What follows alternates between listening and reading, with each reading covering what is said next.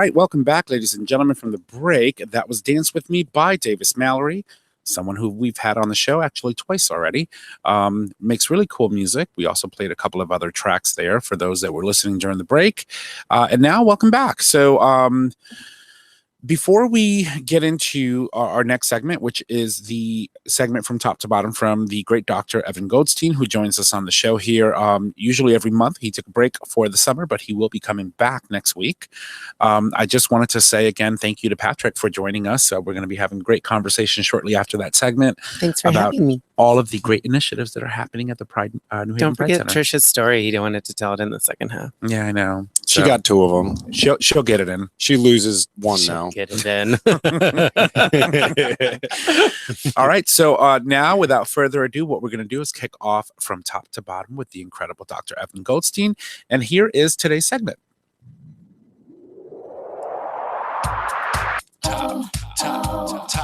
Hey y'all, you're listening to From Top to Bottom with Dr. Evan Goldstein.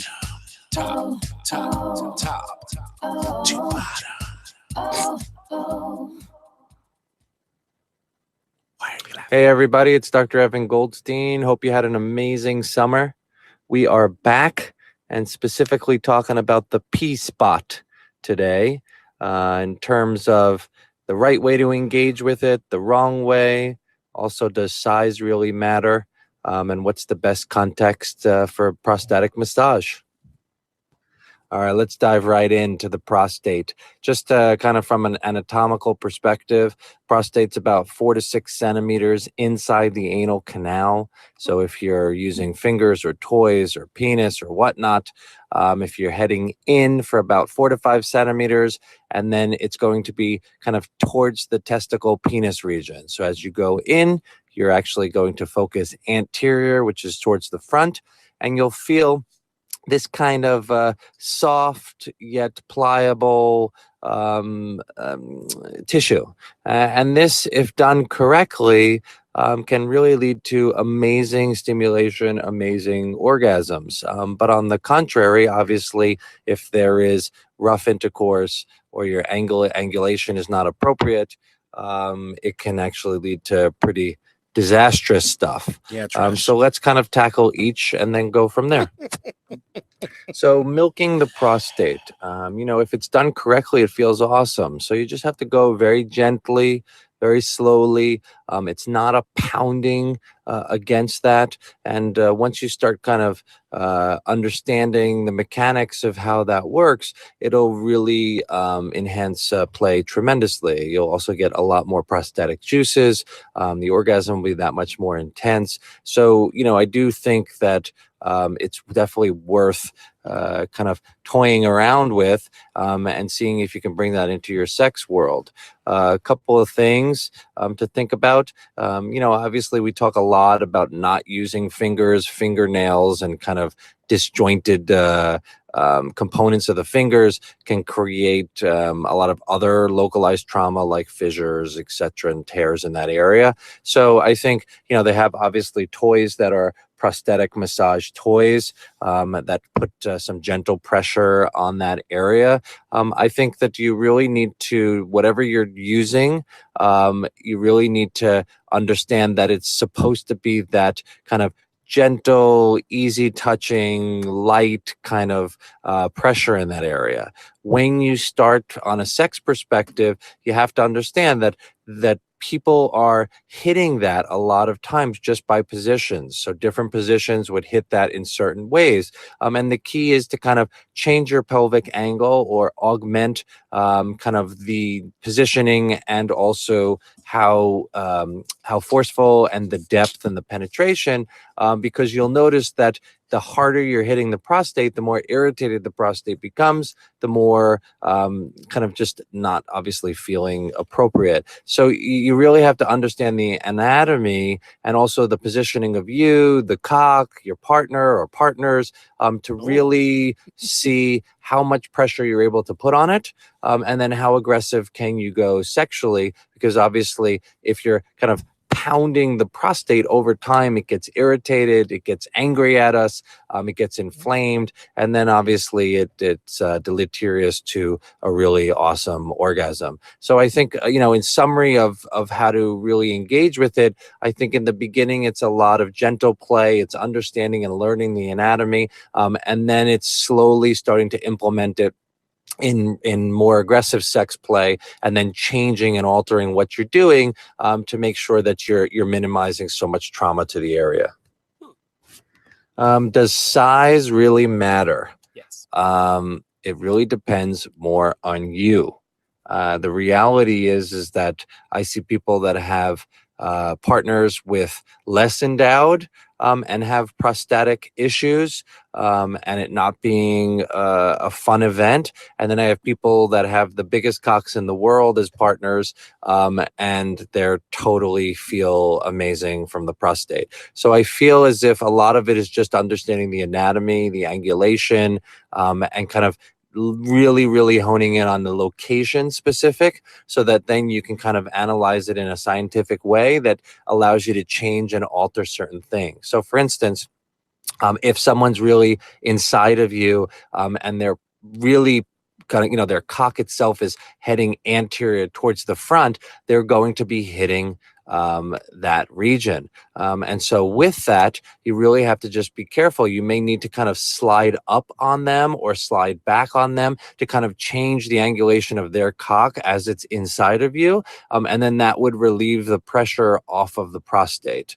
There are certain positions like doggy style. Remember, doggy style, depending upon where their cock is their cock erect kind of pointing up, or is their cock erect pointing down? If it's erect and pointing down when they're entering you, depending upon how high or low you are on the bed or whatever position you're in, it potentially can really start hitting that prostate. You may just need to kind of change your pelvis by putting your ass higher up in the air, or lower, or raising them, or kind of thinking along those lines as to, okay, I want them to kind of play with the prostate, but I also need their cock to be kind of in the center so that I'm not feeling such of that banging, hitting motion that really causes irritation. So there's not really such a great answer to size matters. It really doesn't matter to you, but I think that any size that you encounter, if you understand the anatomy and you start thinking along the lines of what we just said, I think you'll really be successful at relieving the issues and making the prostate irritation not irritating, but pleasurable. All right. Well, that was the comments regarding prostates and what we can and cannot do, and how we should maximize our positions and all that good stuff to be able to feel all the feels and all the good stuff that we normally would during sex. So did you take notes, Trish? I was going to say, who took notes? I'll need a copy. I did not need to take notes. Let's be real. But let's be honest though, right? So if you have somebody that you're having sex with and they know how to hit that prostate, it's literally the best sex. Like, you can have an orgasm without touching yourself if you are with the appropriate person and or they know how to use their cock. He didn't say anything about arching your back. Sometimes you gotta arch your back. I'm sure that But you're I feel going to like school I feel us. like there's also layers of orgasm, like, because there's some people that get off on getting other people off, and they don't need prostate is true. stimulation That's true. to have an orgasm. Mm-hmm. Mental stimulation is very, very Wait, hold on, important. time out. Wait, so getting off on getting other people off. Yes. Right. So a bottom getting off on getting somebody else Well, off. so for example, like if you are a person who gets off on getting other people off, you are stimulated by giving a blowjob. They don't even maybe need to even. You don't may not even have to take your clothes off, but it turns you on to make them ejaculate, or as a bottom, or as a top. I mean, it doesn't really. It's non-position specific. If you enjoy getting someone off, the goal is not that you come. The goal is they come, and when they come, you feel satisfied. Right, but we're talking about the P spot, the prostate. Right, but if you're someone who gets pleasure out of giving other people pleasure, you don't need to have your prostate stimulated to get off. Or you could be using a toy Okay. to hit the P spot for someone else, and getting them off Exactly. that way, and Oh, then yeah, that's giving totally. yourself the pleasure. Totally. So why don't we do? It ain't all about you, Trish. Oh Lord, have I mercy. mean, but Clearly, by this conversation, we know Trish is a selfish bottom. I'm not a selfish bottom. Probably super bossy too. Oh, definitely. Sit your ass down. I'm going on. Okay, Bossy bottom. Why is it Bossy that bottom bus it. There we go. BBB. It doesn't stand for Better Business Bureau. It's Bossy Bottom Bus It. I turned my mic off? Turn it back on. No, so let's do a quick roundtable and talk about what we understand from this. So let's start with you, Trish, being that you've already. Should I talk? Oh, Yeah. Okay, I'll talk. Go for it. I mean, what do you want me to say? I already said what I have to say. Okay. If you hit that spot right, it's amazing. So She's so cranky today. She is. so She's it threatened was- when you're here. No, it's that this show, every time we start the show, it's just like, let's tear Trish down. Well, we passed up on the one roast opportunity we had. we just had so. to make up for it. No, but that's not it. But I'll come back and roast her as Hiki. There you go. That'd be great. Thank you. So let me ask you.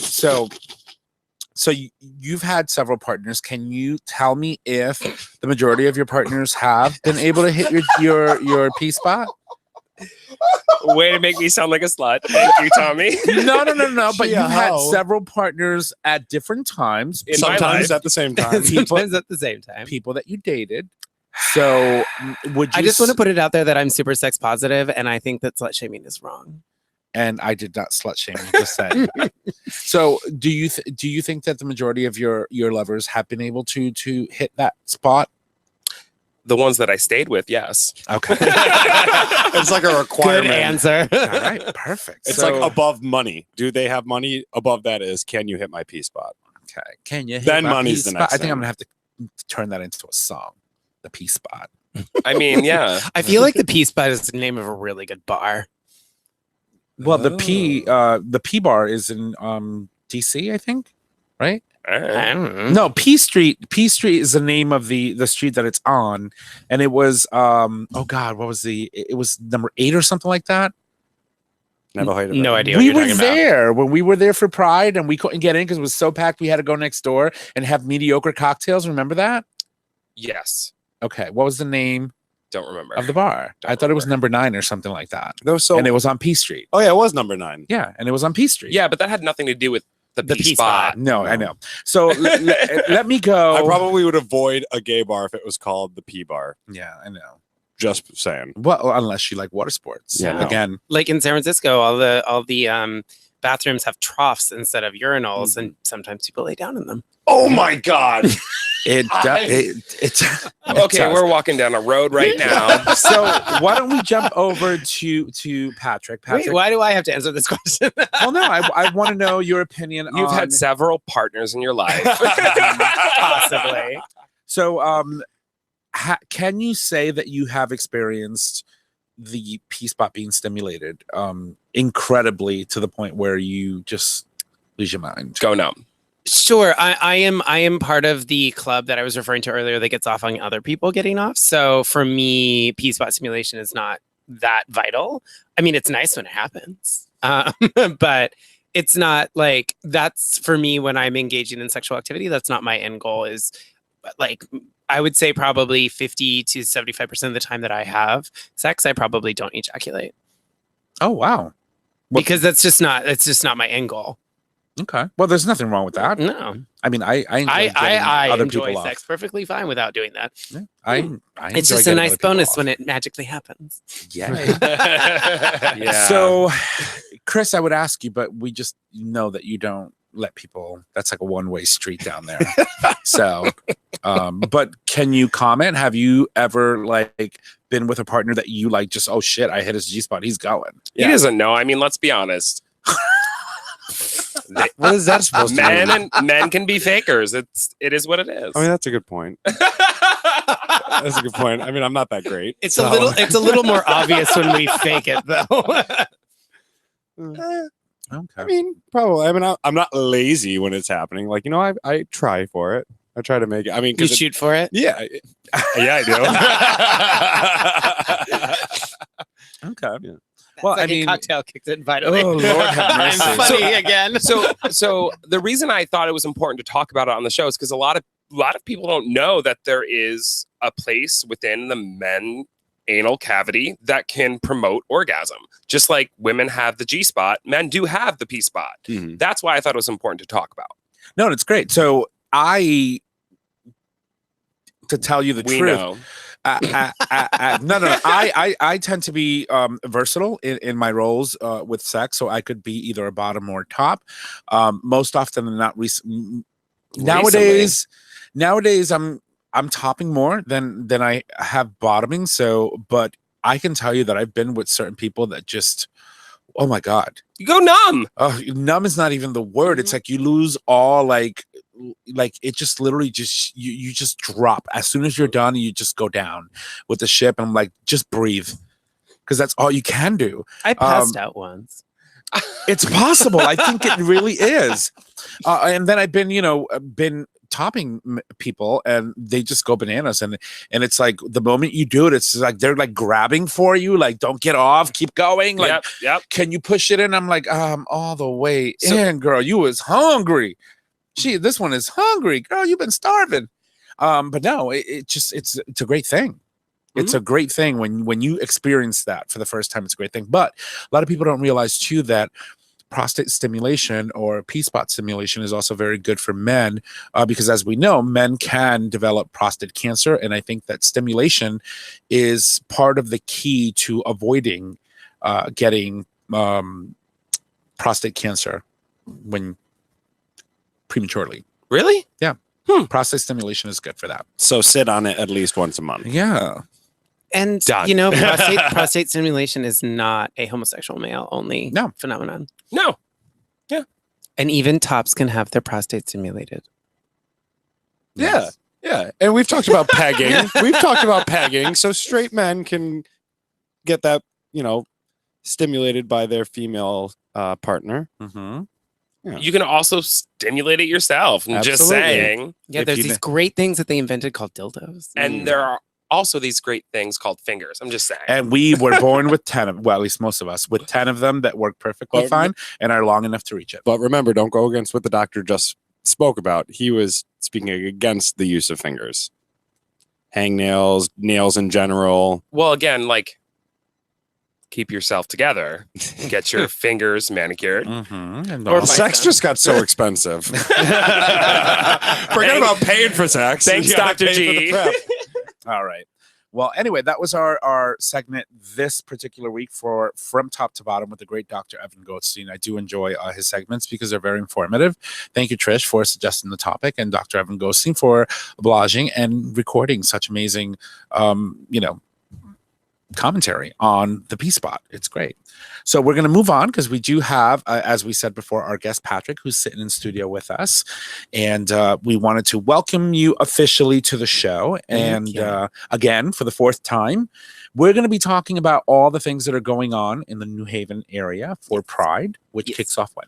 It starts a week from yesterday. So we are kicking off Pride this year on September 9th, and we are going through September 16th. So we have 7 days of Pride in New Haven this year. That's amazing. So I know that you've been on the show before, but maybe we do have some new listeners that don't know who you are or may have not listened far back when you were last on the show. Why don't you tell us a little bit about who you are and what you do? Sure. So my name is Patrick Dunn, and when I'm doing things professional, like I am the executive director of the New Haven Pride Center, and subsequently I'm also one of the producing partners of Pride New Haven, which is the New Haven County's Pride celebration. And in addition to that, I do a lot of community work and community organizing. I volunteer like everywhere. I don't even know how many boards I'm on at this point. I've become the token homosexual on many boards, which prompted me to buy this amazing pin from this pin company called Gay Pins. And it says magical homosexual and has a unicorn on it. And I wear it to, Oh my God. I Trish, you literally totally love one. wear it to every important business meeting I have. Because I want them to know that I'm the token homosexual in the room. In addition to that, I'm also a drag performer and a protester and many other good things. I don't know what That's else to amazing. say. So let's Single. He's single. Okay, single, ready to mingle. And he wants to get you off. Yeah, He doesn't care about himself. He wants to get you off. Yeah, you don't got to do nothing. you don't. You have to work for it. He'll do it for you. That's the kind. That's the perfect kind. So let's talk about the Pride Center, right? The New Haven Pride Center has been around for quite a long time. Yeah. It wasn't always the New Haven Pride Center. Why don't you tell us a little bit of its beginnings and what you're doing with it, what direction you're taking the Pride Center in? Sure. So the New Haven Pride Center, which was originally founded as the New Haven Gay and Lesbian Community Center, was founded in 1996. It was formed in response to what our founder John Allen says was New Haven's Stonewall event. And for any listener who doesn't know what Stonewall is, Stonewall was a bar in New York City on Christopher Street that is still there. You can go visit it. My friend Tree is behind the bar. He's been bartending since the night of the Stonewall and before then. He is in his 80s. But the Stonewall riot in 1969, there was a police raid of the bar, which it was illegal at that time period for men to dress in women's clothing. It was also illegal for same-sex couples to dance together in public. And they raided the bar and a riot broke out. Most people, if not almost all people, attribute the first punch and or brick being thrown by trans activist and drag queen Marsha P. Johnson, who is a Black trans woman who lived in New York City, for throwing a brick at the police, which started a riot and then resulted in multiple days of rioting in New York City. And then that following year was the first Pride Festival to ever take place in New York City. So we'll be celebrating the 50th anniversary of Stonewall next year in 2019. But Stonewall is considered to be the kind of birth of the modern LGBTQ rights movement. And particularly, it's interesting for me as a queer historian. Hold on. Can I ask, do you think it was the birth on the East Coast or the birth in general? Wasn't that after Harvey Milk? It's attributed to, it was not after Harvey Milk. It was after not Pedro Segarra. I can't remember her first name, but her last name is Segarra, and she was a Mexican American. She was the Mexican American drag queen opera singer who founded the Imperial Sovereign Court of all Connecticut, and they were the first elected official that was openly gay in the whole country, and they were in San Francisco. So that predated the Stonewall riot, but Harvey Milk came after the Stonewall riot.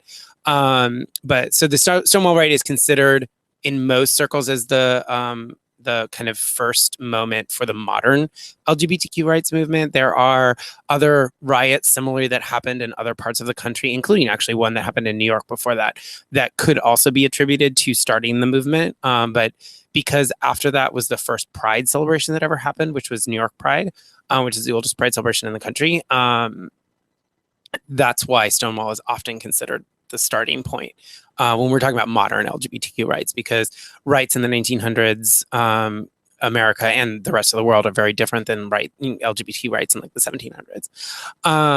Sorry, I'm putting my queer historian hat on. Love it. Well, I do want to get a PhD in queer history at some point in my life. But so anyway, in New Haven in 1993, was New Haven's Stonewall event, which was several employees sued the city of New Haven for domestic partnership rights. And it went before the Board of Alders, and the Board of Alders at the time voted no by abstention. And essentially what happened is there was the exact number of no's and the exact number of yeses, and so the president had to break the tie, and she abstained, which auto defaults to a no. And there was several days of rioting in New Haven, and John Allen, who was a student at Southern Connecticut State University at the time, getting ready to do his master's, decided to do a big research study on what did New Haven's LGBTQ community need. And that study determined that we needed a space to gather. And that was how the Pride Center was founded. And so in 1996, John Stefano gave the Pride Center, he was our mayor at the time, gave the Pride Center essentially a free space for a year for the center to get all the pieces into place and a board and everything else, and founded it. And 23 years later, here we are. We're still going. And here she is. And it's a great space. I mean, I know that it's not the original space and where the Pride Center started, but your space currently is a very amazingly centralized space. The area lends itself to the mission of what the Pride Center is all about. Our biggest programs that we do right now, we have a huge amount of support groups that are all peer-led, and some of them are 12-step programs, some of them are based on sexual orientation, others about gender identity. We are the only LGBTQ plus gallery space in the entire state of Connecticut. Our Great Room Gallery is dedicated solely to queer artists. We're one of the few organizations that put on LGBTQ focused arts events, and whether it's performing arts or we did an amazing spoken word performance by Alok Menon, who's this incredible trans advocate and fashion icon. And so we've done things like that. We are one of the producing partners of Pride New Haven, which is turning 20 this year. And all kinds of other good things. I'm trying to think. We have social groups. We do a lot of advocacy work. I sit on a lot of committees and a lot of boards and argue with a lot of people. So I've become known as like the like rabid dog in the nonprofit leadership circle, because it's like I'm the one that they bring to the meeting that will just like tell it how it is, where everybody else is being very like calm, and then I'm just like, no, I'm just gonna call a spade a spade, and this is fucked up, and this is working for me. So like when I yelled at the poor commissioner of DCF. Just the other day, I was at the Pride Center with you. We had a meeting, and I was like, "What is going on in here?" There were tables and tables, and it was just filled with clothing. Do you want to talk a little bit about that as well? So that's we call it our community closet. It was actually founded by our trans adult support group, and it's a free clothing exchange program that anybody can come and get free clothes.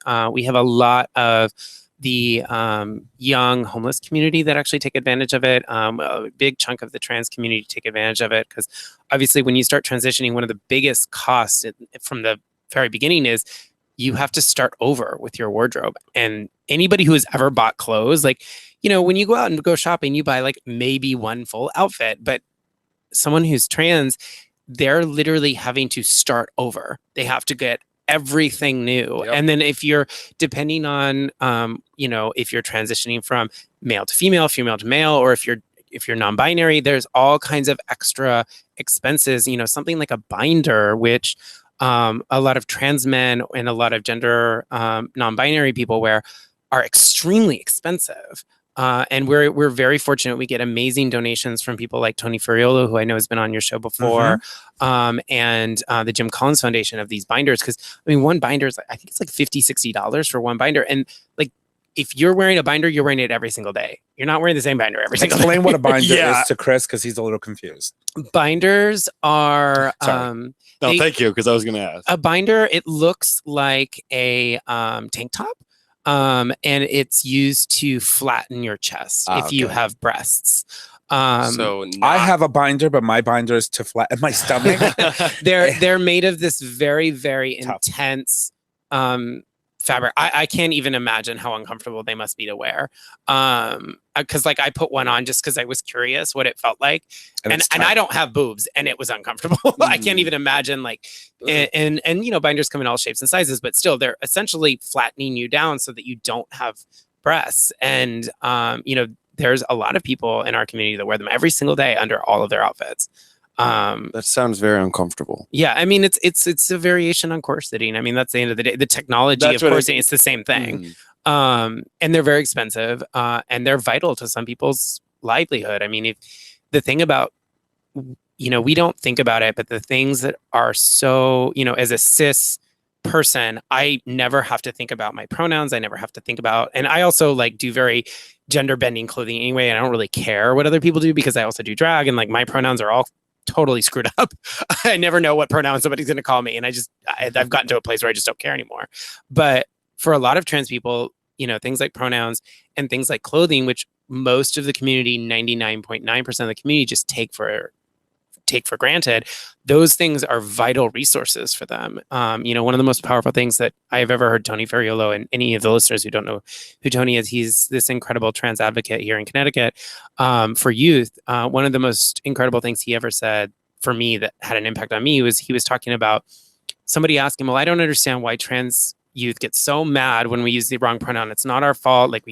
And he said, because they're going through puberty and they're on hormones, their body is going totally nuts, and the only thing they have control over in their lives is what pronoun someone uses for them and what name someone calls them. That's why they get so upset.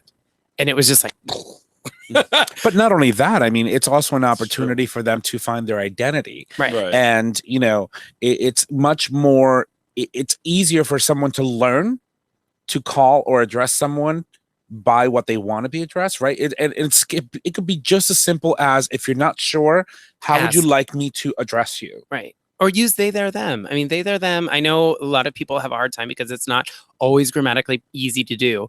But they, their, them is a safe thing. And I do it in language. I mean, we all do it when we're talking about TV shows and we don't want to spoil something for somebody. So why can't we just do it when we're talking about real life? And let me tell you, you're right. It is a very, very hard thing to do, to learn how to speak in those types of pronouns. And there was no show more evident than that than when we had Alok on the show. Oh my gosh. I sat there, I was just like, oh my God, I did it, didn't I? Didn't I? Oh, we went through it, that show. Yeah. But we did. It was an amazing show. And, you know, Alok was just one of these transcending artists that when they speak, it was just incredible. We're hoping to have them back next year. Yay. So super excited, you know, and you mentioned, you know, Tony Furiello, Alok, and these are all people that we had during our transgender spotlight month last November. So if you wanted to go back and check out all those episodes, you can. They still are available on our website. And November's right around the corner too. Of course. Yeah. So we have to sort of kind of think about what we want to do for this. Why are they looking at me? This year's November spotlight? But so you're doing this. Hold on, I want to say one quick thing about Tony.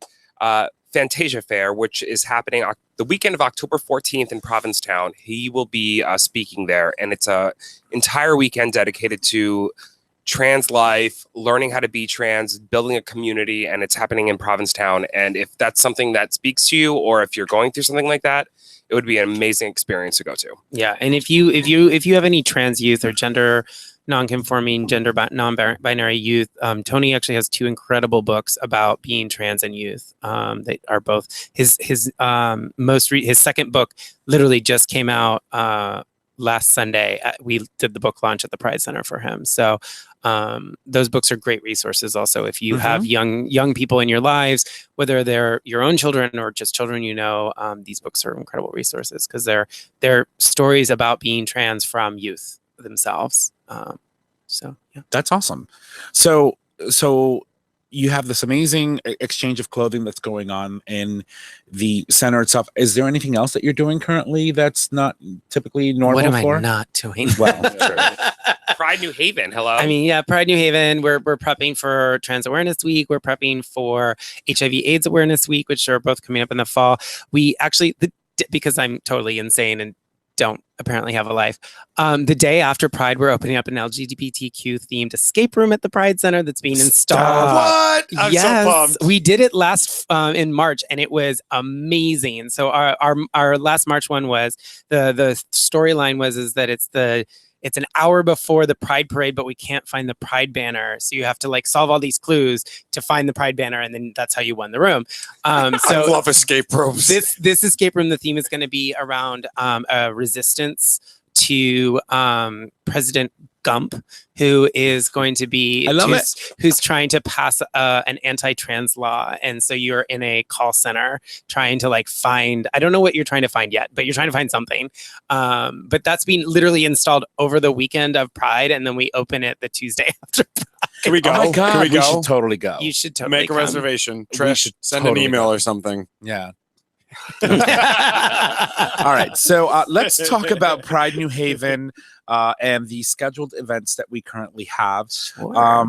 I have to tell you though, so we started having this conversation because we wanted to have you on the show to talk about all the great things that were going to be happening during this week.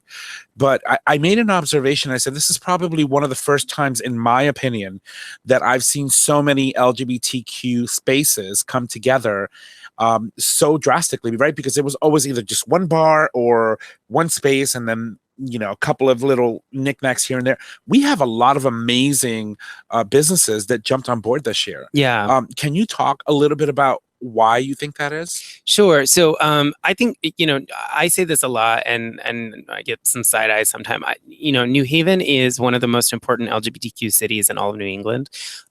We are the epicenter of drag for the whole state of Connecticut, and I'd argue we're an epicenter. Like our drag scene in Connecticut, and particularly one in New Haven, could rival some of the other big drag scenes in New England, just because we just have so much of it and we have such high quality. And that's true for all of Connecticut. But I would say New Haven's probably the capital of drag for Connecticut, just because we just have so much here. There's so many venues and there's so many opportunities. Not to discount any of the amazing things happening in Hartford and Waterbury and Fairfield. And New London actually has a really robust drag scene popping up. But so we are this kind of epicenter of drag. We're also this epicenter of queer business owners. We have phenomenal queer business owners, whether it's restaurants like Barracuda, the 3 LGBTQ bars that we have, 168 York Street Partners Cafe in Gotham City. We also have small businesses like Strangeways in Westville. That's totally queer owned and queer focused. And so we just have a really amazing, robust scene of people. And then we have these incredible allies, like people like Claire's Cornucopia. And for anybody who doesn't know from listening, Claire's is this incredible vegan / vegetarian restaurant here in New Haven. It's been around, I think they just had their 25th anniversary. And Claire has been a supporter of the Pride Center and New Haven and Pride New Haven and the Dorothy Awards since the very first day. Claire is a straight ally. Her brother was gay and has experienced horrible torture his entire life. And she feels it's her responsibility in his name to support the LGBTQ community in her community. And so she's been a huge supporter of the Pride Center since the beginning. She's probably one of our largest donors we've ever had. If you were to add up everything she's done over 23 years. So that we have incredible allies in the city that are doing the same thing, and have incredible support from all realms of the city. We're partnering with as many people as we possibly can to make the events possible. We're using as many spaces as we can possibly think up, including places like Lyric Hall, which is also queer owned. It's a queer owned theater space in Connecticut, or in New Haven rather. It's New Haven just has all the pieces to be really successful. We actually were just recently, New Haven was featured and Pride New Haven was featured in 2 different national publications recently. Boston Spirit magazine did a feature about New Haven and why it's a queer destination, and wrote some really great things about the Pride Center, and there was a gigantic photo of me in drag in it. And then Of course. And then Instinct magazine just did a LGBTQ tourism piece about coming to New Haven. So New Haven is we're on the map. Well, I am glad. And actually it's really interesting. I think it was 10 years ago. The EDC, which is now something else, or no, it's now the EDC. It was the business development or whatever, the city department that does tourism development and blah blah blah. They did a whole study about why New Haven was perfectly positioned for queer tourism 10 years ago, and presented this whole plan on marketing the city of New Haven as a queer destination. And it was never implemented, but I feel it's time we gotta dust that off and bring it out. We could be the new P-town. P-town. Why not? Why not? I mean, we certainly have a lot of great Don't make that face. But we could be the new Providence. How's that? I'll take it. yeah, until you get behind the bar and see Trish there. Yeah, there's that. Then you Sorry. leave. No, so that's great. So you have a schedule, right? We do, and it's probably changed since I sent that to you. Wonderful. So I'm not going to read through everything that we have, but here's the thing. So you will have the schedule published on the website. It right? is already on our website. All right. You can also read all of our artist bios and all the other fun things that you can do. Fantastic. So what is the website for the Pride Center? NewHavenPrideCenter.org. And right now our entire homepage is all prided out. So there's pretty much, you can't miss a link. So I'm going to go check it out. But we also have the older version of the events that are happening on our newsletter. So if you haven't signed up for that newsletter, you can do so. We sent that out. Actually, the newsletter went out yesterday. Did you get a chance I to got see it. Fantastic. And I felt fancy. so you can get a lot of really cool information, including the schedule of upcoming events. Some things may change because, you just never know.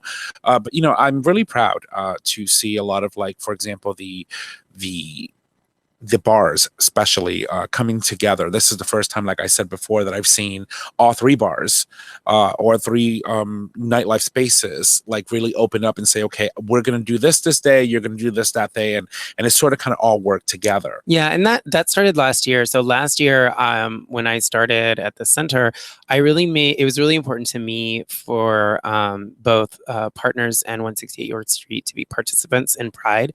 And so I very early on went and talked talk to the owners of those bars.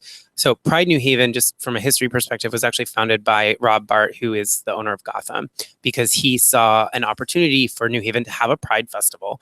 And we had never had one. And so he, utilizing the bar, invested in creating the first Pride festival. And he has essentially been involved all 20 years that Pride has happened in New Haven. Well, they started on the green. We used to do the shows on the green and have this amazing. They had a stage there, unfortunately, but no, we don't have that anymore. That they tore it stage down. is gone. But so anyway, so that's kind of work started last year, and both partners and York Street also joined in with Gotham to create last year's festival, which was 3 days. And this year, I think people felt inspired. So, one of the things that happened this year, we're doing a Mr. and Miss Gay pageant. And that was because someone in the community, Sylvia Hart, came up to me. She's like, I want to do a pageant. Like, I've been doing some competitions here in Fire Island and here, there, and that. And I really think New Haven could do this. And but I need support from some other entity that isn't just like me doing this in a bar. And can we tie it into Pride? And so Sylvia and I started planning that pageant piece of Pride like back in February. It's taken that long to get all the pieces in place. But like that, things like that. It's just this year, a lot of the things kind of happen naturally. We also this year, so last year we had 103 artists that performed during Pride or participated in Pride, because there were several of them were visual artists. This year we probably have about the same number. And part of that number last year was a little padded because we had both the choruses performing, so they're like 25 each. But the thing that was really cool is this year was the first year that we did like a formal application process for performers. And I would say probably 60% of our performers have never performed at Pride New Haven before. A lot of them are queer people of color, which is amazing. A lot of them are queer people of color that are doing amazing art and happen to be from New Haven and live in New Haven, but none of us know who they are. And so for me, that's one of the things that I'm the most excited about when I'm looking at this kind of schedule of 15 events, is the fact that we're going to be empowering these kind of queer people from our community that are incredibly talented. I mean, some of the musical acts that we have this year, it's just like, wow. And like, you live like down the street from me. Like, this is amazing. And, and then we had these people reach out to us from further away. Like I had to turn people away this year. We had this incredible singer from LA that wanted to fly out, and he was trying so hard to make it work. Every time I told him, I'm sorry, we can't afford you, he would like knock more money off. Wait, who is it? His name is it's Jonathan Celestin, and he did the national HRC campaign about equality. Like, he wrote a song for their equality campaign. And he's this like extremely attractive Black man that, like, all of his Instagram photos, he's like half naked. And I follow him religiously on all 3 of my channels. Trish just followed him. But then we also had this this guy Trent, who was just on, like, he was the first openly gay person to perform on the New York franchise, like New York from Flava Flav. She has like a whole franchise now, but he was like the first openly gay person to ever compete on any of her franchises. And he wanted to come and perform. We have Nikki Exotica, who's this incredible trans pop icon coming up from New York, who has ties back to New Haven because she used to like go to Gotham like 15 years ago, 20 years ago. And she's like, has, I think, like a bazillion followers on Instagram, and is incredibly talented, and is going to come with like multiple backup dancers. But then mixed in with all of these kind of people that want to come from outside, we have this incredible base of local talent that are incredibly talented. From Sister Funk and Carrie Ashton and other kind of like female vocalists, to these incredible young men who do various forms of like, they do rap, they do soul, it's going to be an awesome year. That's awesome. That's really cool. So let's talk about a little bit about the brunches that are scheduled around this particular Sure. event. So we had so much fun at last year's brunch. We had to add 2 this year. So one of the great things about success is you get it breeds more.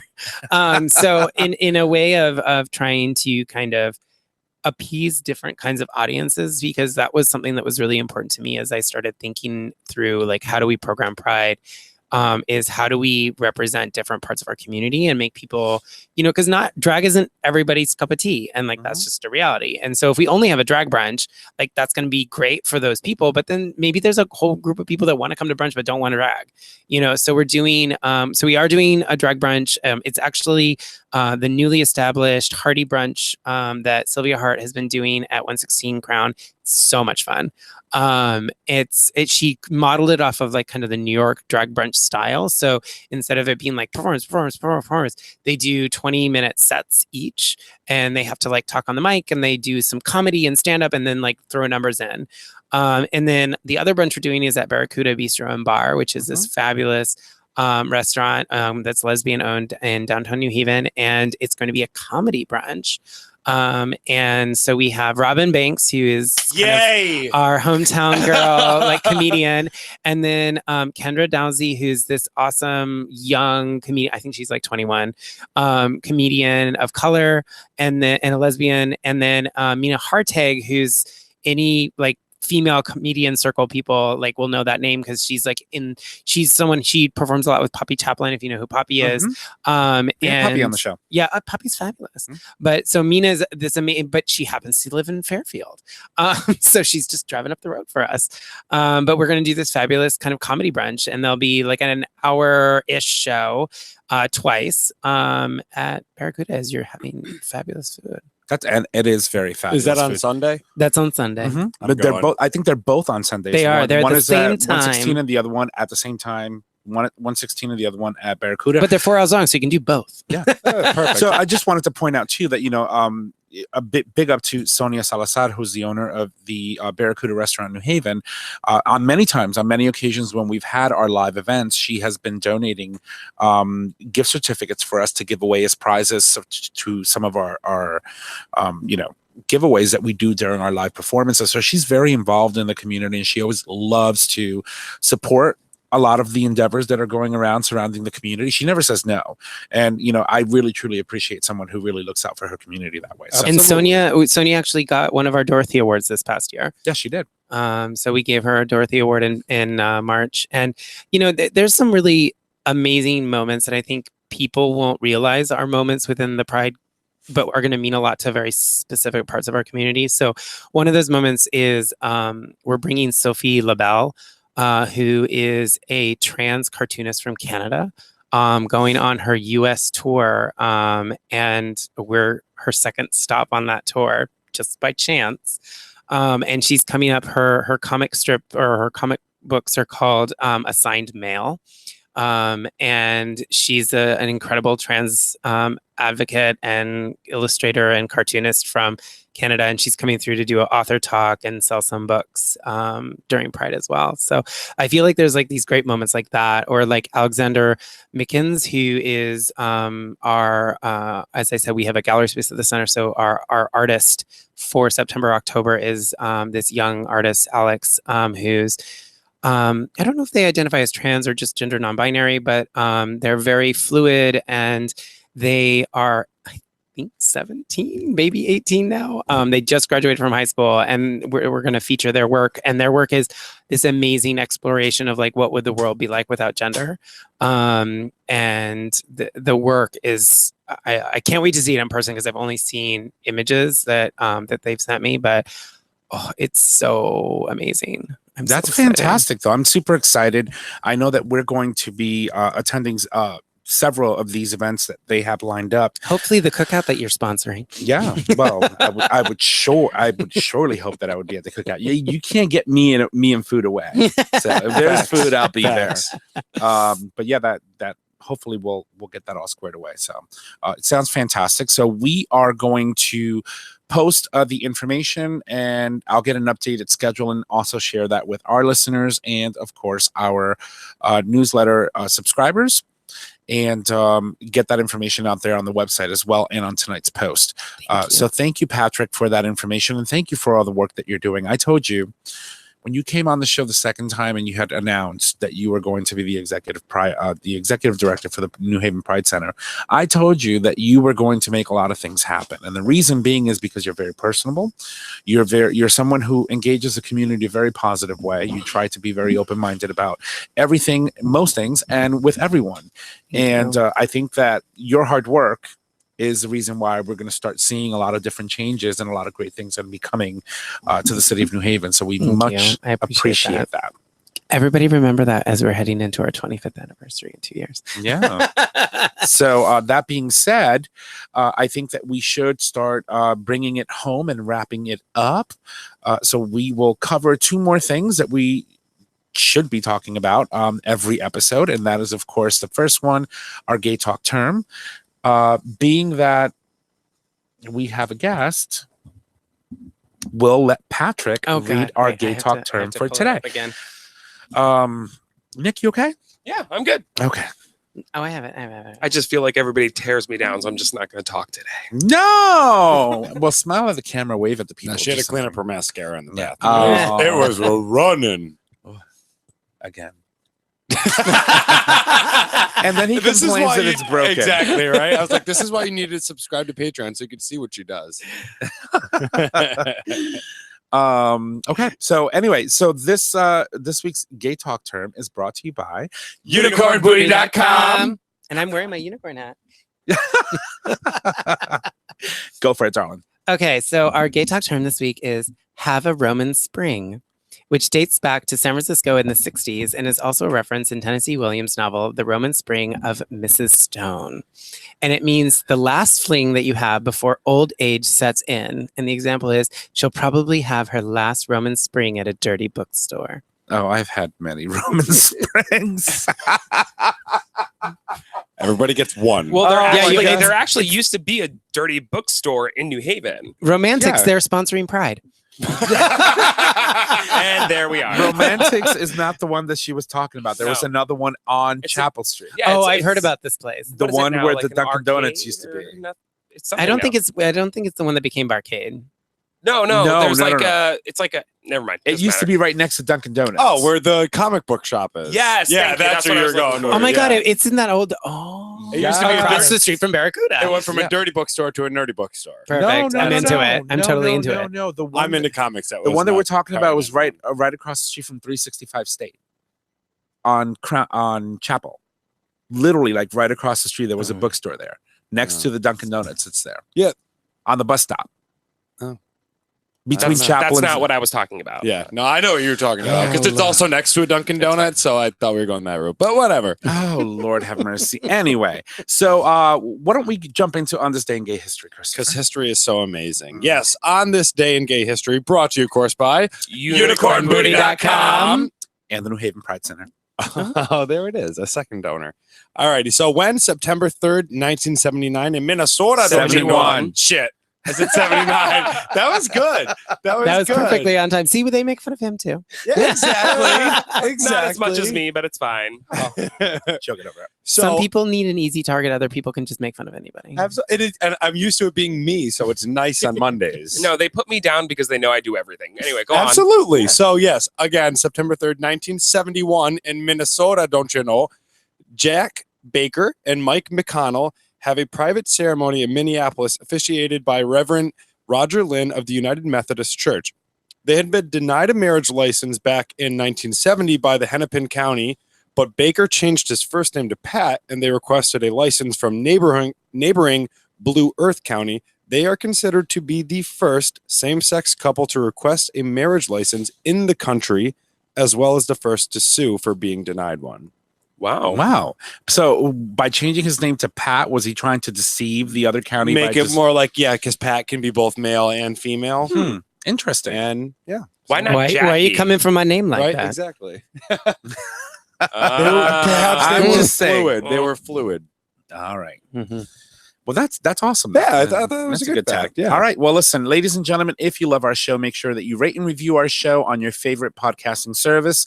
This helps our show become more visible to others in the podcasting community. By subscribing to the show, you get the latest and greatest delivered right to your favorite device or web browser as soon as the episode is published. We would also encourage that you support us on Patreon, which is a service that allows you, our listeners, to support our show with a pledge donation. So many thanks to the Patreons that are watching us today on the live stream for video. Those donations are collected monthly and can be in any denomination of $1 or more. So whatever you can afford, we'll take. Absolutely. We don't discriminate. We take Not at all. MasterCard, Visa, Amex, all of it. Yeah. And anything that stimulates the pee hole. Yes, exactly. Well, next week we are very excited to welcome back Dr. Evan Goldstein to chat with us on air this I'm time excited. for the next installment of Tales from the Tail. This is a monthly chat where he highlights one of his patients' stories, which can be found on his blog by visiting medium.com. Yes. And thank you to our guest, Patrick Dunn, Executive Director of the New Haven Pride Center. Thank you for having me. And of course, thanks to Dr. Evan Goldstein of Bespoke Surgical for today's tips on From Top to Bottom. Yes. Christopher. Can we put a rubber? Are you going to interrupt today? Are we good? We're good, Trish? All right. I think we're good. Can we put a rubber on this, Tom? Please. All righty. As always, our show is available on our website, GayTalk2.0 under show and episodes. It is also available as a free download on iTunes, Google Play Music, and Stitcher Radio. Nick announces you can find us on social media, Facebook, GayTalk 2.0, Instagram, GayTalk 2.0, Twitter, at GayTalk20. You can email us at GayTalk2.0 @gmail.com. Tom, take it away. Take a breath, girl. Take a breath. And if you need to reach out to us, just head on over to our website, click on the Contact Us tab at the top of your web browser. You can leave comments, suggest topics, submit a question for the cast or an individual host. You can also call and leave us a voice message with your questions, which we can answer on air for you. Just call 334-GAY-TALK. If you need all those numbers, that's 334-429-8255. Don't forget that we stream live every Monday at 6:30-ish p.m. on digitalstreamradio.com and on patreon.com for our Patreons that support us. Ladies and gents, that is our show. Thank you, and y'all have a good night. Bye!